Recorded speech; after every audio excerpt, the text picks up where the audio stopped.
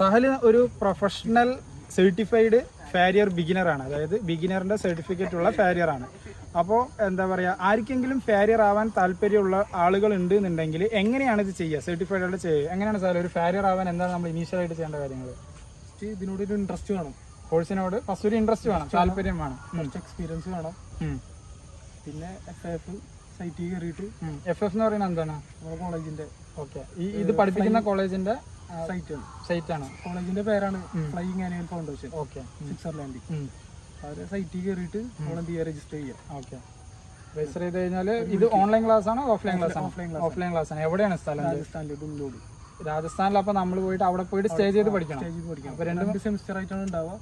First ഇപ്പോൾ ഞങ്ങൾക്ക് ഉണ്ടായിരുന്നത് 1 ഫെബ്രുവരി, പിന്നെ ഇപ്പോൾ ഈ മാസം. ഓക്കെ, അപ്പോൾ അവിടെ പോയി നമ്മൾ പഠിച്ചിട്ട് വേണം ഇവിടെ വരാൻ അല്ലേ? അല്ലാണ്ട് ഓൺലൈൻ ക്ലാസ്സുകളില്ല. ഓൺലൈൻ ഇല്ല, ഓഫ്ലൈൻ. കാരണം ഇത്